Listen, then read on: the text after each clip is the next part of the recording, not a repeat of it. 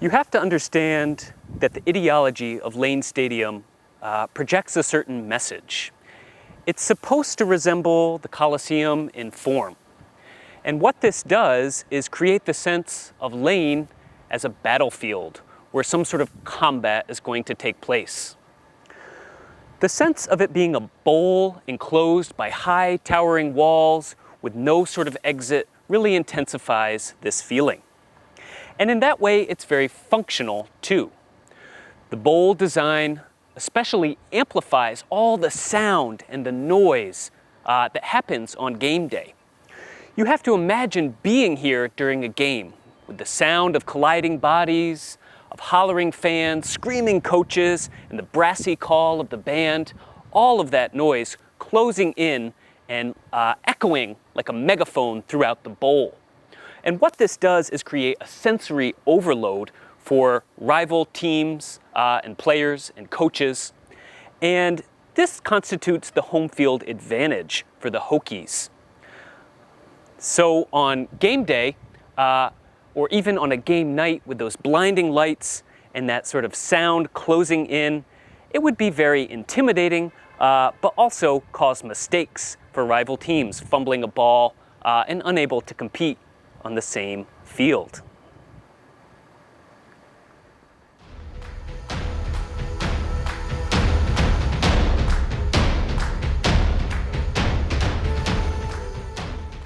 What you may have noticed in this shot right here is the sand. And the director of Gladiator, Ridley Scott, was so careful to include sand being kicked up as dust and the texture and grain of it. And sand plays actually a very important role in the Coliseum, okay?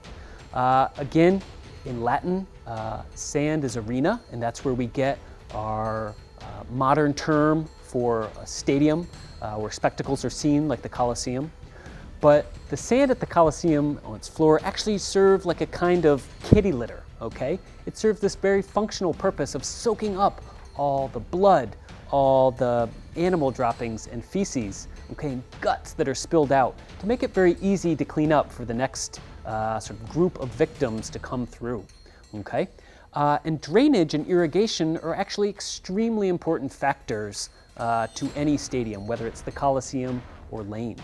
When they built Lane, the footers they had to put down were actually very difficult because you have nearby Strubles Creek, Tom's Creek, this underground water table that made supporting it very hard. Think about the whole bevy of facilities and sort of field managers too who keep it prime and drained and properly irrigated for game day. Okay? And the same thing is true at the Coliseum. They actually had to drain an artificial lake that despotic Emperor Nero had used and sort of flooded that space with, okay? So part of the reclamation of the space where the Coliseum is involves great engineering feats, drainage projects, and irrigation, as well as maintenance, very similar to a modern athletic field.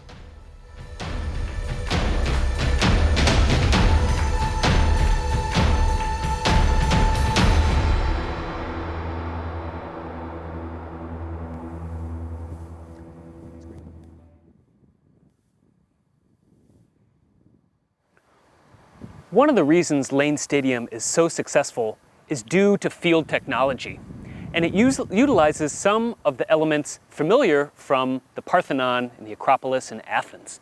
And this has to do with the swelling or crowning of the field in the middle versus the edges. If you look along this line, the field is higher in elevation than it is as you get closer to the sidelines, okay? And this is known as entasis, or that gradual swelling or sloping that allows rainwater and drainage at a particular site. This is the difference, essentially, between architecture and mere building. These technological innovations that allow sites in the built environment to respond to their surroundings in a way that is highly functional and effective.